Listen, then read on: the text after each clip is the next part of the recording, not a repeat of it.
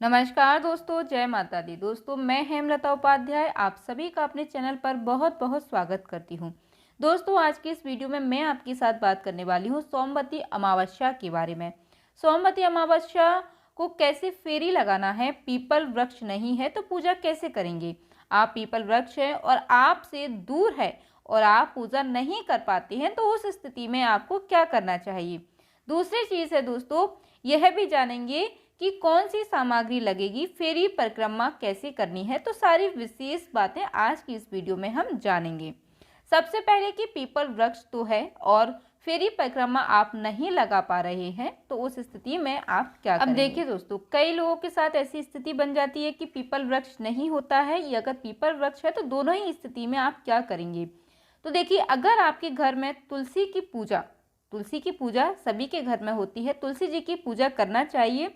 थोड़ा कम थोड़ा ज़्यादा तुलसी जी की पूजा ज़रूर करें, इससे आपको पूरा लाभ मिलेगा। देखिए, सोमवार के दिन हो या और अमावस्या की तिथि हो, यह बहुत ही विशेष हो जाता है दोस्तों। और ऐसी स्थिति में जब आप पूजा करते हैं पीपल की, तो अमावस्या पर जब आप पीपल की पूजा करते हैं तो पितरों की कृपा आपको मिलती है। और अगर सोमवती अमावस्या हो और पीपल में सोमा धोवन बनाकर उनकी आकृति बनाकर उनको पूजा जाए तो अखंड सौभाग्य की प्राप्ति होती है।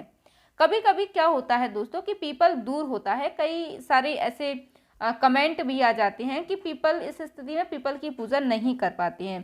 तो कई सारे घर में ऐसी भी समस्या होती है, बच्चा छोटा है, घर से बाहर नहीं जाना होता है, तो ऐसी स्थिति में आपको क्या करना चाहिए। देखिए, जो भी फेरी परिक्रमा आप लगा रहे हैं या जो पूजा विधि आपको मैं अभी बताने जा रही हूँ, वो सारी पूजा विधि आपको तुलसी के पास जो है कर लेनी है।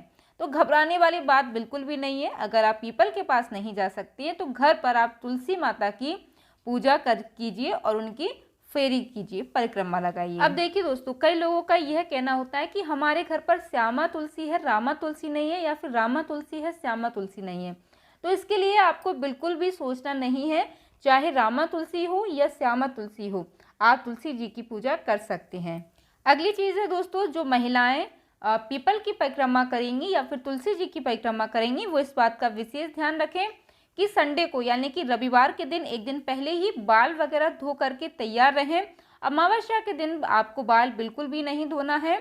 उसके बाद आप प्रयास कीजिएगा कि लहसुन प्याज बिल्कुल भी ना खाएं। अब देखिए दोस्तों, सोमवती अमावस्या के लिए तैयारी में आपको क्या कर लेना है कि सोमवती अमावस्या के लिए आप लाल या पीले रंग का, वैसे तो कोई भी वस्त्र देखिए पहन सकते हैं, काले और नीले रंग को छोड़ करके विशेष ध्यान रखिएगा। या फिर आप जो है लाल रंग का जो भी साड़ी सूट जो भी पहनना चाहें, लाल और पीले रंग का वस्त्र पहन लीजिएगा।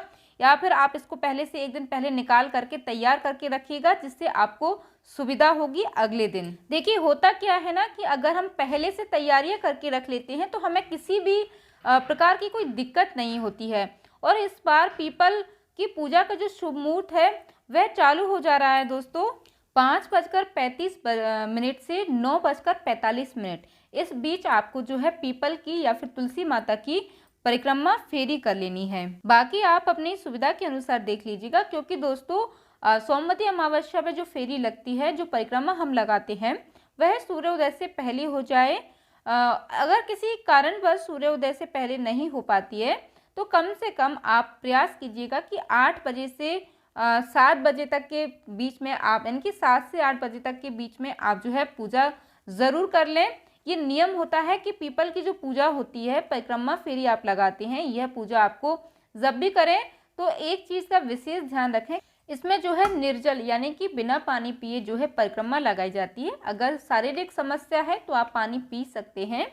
अब अगली चीज़ है दोस्तों कि कई महिलाएं व्रत रखती हैं और कई महिलाएं जो है व्रत नहीं रखती हैं। बिना व्रत के परिक्रमा फेरी लगा सकते हैं या नहीं। तो देखिए, अमावस्या का व्रत रखना बिल्कुल भी आवश्यक नहीं है। आप फेरी परिक्रमा लगाएंगे, उसके बाद चाय पानी खा सकते हैं, भोजन कर सकते हैं। अगर कोशिश करिएगा बस लहसुन प्याज का सेवन ना करें तो ज़्यादा अच्छा होगा। बिना लहसुन प्याज का आप भोजन बनाइएगा। और देखिए, अगर आपके यहाँ व्रत किया जाता है तो आप बिल्कुल व्रत करिए और शाम के समय मीठा खाइएगा या फिर एक समय का भोजन भी आप ग्रहण कर सकते हैं। अगर भोजन ग्रहण नहीं करना चाहते हैं तो फलाहार लेकर के इस व्रत को पूरा कर सकते हैं। अब सबसे महत्वपूर्ण बात मैं आपको बता देती हूँ कि जो लोग पहली बार व्रत करना चाहते हैं या फेरी करना चाहते हैं तो वो बिल्कुल भी ना करें। इस बार जो है आपको लग चुका है खरमास। खरमास में कोई भी नई पूजा पाठ या नया कोई भी काम प्रारंभ नहीं किया जाता है, तो आप पहली बार इस चीज़ को प्रारंभ ना करें। विशेष बात का विशेष ध्यान रखिएगा। अब अगली चीज़ है दोस्तों की पूजा कैसे करें। तो देखिए, सामान्य चीज़ें आपको मैं बता देती हूँ। पहली चीज़ तो देखिए आयपन, जो कि चावल से बनाया जाता है। चावल का जो आयपन होता है ना, कि चावल को मिक्सी में आपको पीस करके हल्दी मिला लीजिएगा, और एक पीला कपड़ा आपको चाहिए। श्रृंगार की सामग्री जो भी आपको मिल जाती है वह श्रृंगार की सामग्री आप ले लीजिएगा। थोड़ा सा सिंदूर, बिंदी, यह सारी सब चीज़ें आपको ले लेनी है। भोग लगाने के लिए मीठा कुछ ज़रूर ले लीजिएगा। परिक्रमा करने के लिए आप 108 जो है मूंगफली के दाने ले सकते हैं। कोई भी जो भी आपको सुविधा पड़े, किशमिश ले सकते हैं, मखाने ले सकते हैं, तो 108 आप ये चीज़ें ले लीजिएगा। इसी से आपको जो है परिक्रमा लगानी होती है। अब कई लोग बात क्या करते हैं कि परिक्रमा लगाने के बाद जो सामग्री होती है उसी को वहीं पीपल के पेड़ के पास जो है छोड़ देते हैं। बहुत सारे लोग उठा करके लेकर भी आते हैं। तो देखिए, आपको करना क्या है कि परिक्रमा लगाने के बाद इसे आप दान कर दीजिएगा, क्योंकि खाया नहीं जाता है। परिवार वाले को प्रसाद के रूप में आप दे सकते हैं, लेकिन आप लोग इसे ना खाएं। जो व्रत है वह बिल्कुल भी ना खाएं। अब कुछ लोग इसको लाते हैं घर पर, और कुछ लोग वहीं पीपल के पास जो है छोड़ देते हैं कि कोई जीव जंतु जो अपना जो है पेट भर सकेगा। तो अपनी इच्छा अनुसार आप देख लीजिएगा क्या करना है, दान कर दीजिएगा। सबसे अच्छी बात यह है कि आप अपने से किसी बड़े को दान भी कर सकते हैं। उसके बाद चाहिए आपको सूत का धागा और बाती चाहिए, एक दीपक चाहिए। पीपल वृक्ष पर सोमाधोबन का चित्र बना लीजिएगा एपन से, जैसे छठ माता की पूजा के दौरान पर हम निशान बनता है, बस जैसे एक लड़की लकड़ी का छठ माता का, वैसे ही सोमाधोबन का निशान पीपल वृक्ष पर आप बनाइए।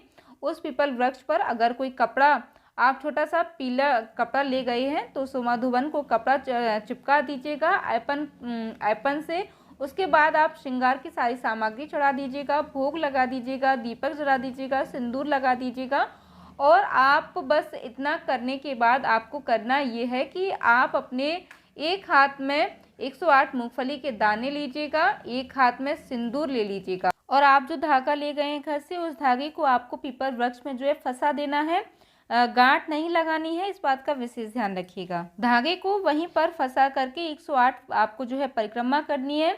परिक्रमा करिए, बीच में धागा खत्म हो जाए तो क्या करें। तो परिक्रमा आपको छोड़ना नहीं है। धागा खत्म हुआ है तो आप धागे को वहीं पर जो है लपेट दीजिएगा, लेकिन आप इस बात का ध्यान रखिएगा कि बांधना नहीं है। अगली चीज़ है दोस्तों, सोमवती अमावस्या के दिन शिव जी की पूजा करना बहुत ही ज़रूरी होता है। तो जहाँ कहीं भी पीपल वृक्ष के नीचे शिवलिंग बना हो, तो आप पहले शिव जी की पूजा ज़रूर कीजिएगा, उसके बाद सोमाधोवन बनाइएगा और पूजा करिएगा। और अगर मंदिर में जाना हो तो आप पहले परिक्रमा भी लगा सकती हैं, पहले शिव जी की पूजा भी कर सकती हैं।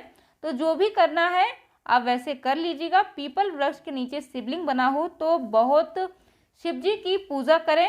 और अगर शिव जी की पूजा आप मंदिर में जाकर कर रही हैं तो आप पहले कोई भी काम कर सकते हैं, कोई दिक्कत नहीं है। चाहे तो आप शिवलिंग की पूजा कीजिए या फिर आप पहले परिक्रमा लगा दीजिएगा। जो भी आपको सुविधा अनुसार लगे आप वैसा कर लीजिएगा, लेकिन इस बात का विशेष ध्यान रहे कि आज शिव जी की पूजा जरूर कीजिएगा। सोमवती अमावस्या के दिन तो शिव जी की पूजा में काले तिलों का प्रयोग करिएगा। काले तिल चावल का प्रयोग करने से आपको देखेंगे कि शिव जी की कृपा बरसती, साथ ही पितरों को मोक्ष मिलता है। उम्मीद करती हूँ दोस्तों कि सोमवती अमावस्या से जुड़ी यह जानकारी आपको पसंद आई होगी। वीडियो अच्छा लगा हो तो लाइक जरूर कीजिएगा, साथ ही हमारे साथ जुड़े रहने के लिए चैनल को सब्सक्राइब जरूर कर लीजिएगा। जय माता दी दोस्तों, धन्यवाद। कमेंट में हर हर महादेव लिखना बिल्कुल भी ना भूलें।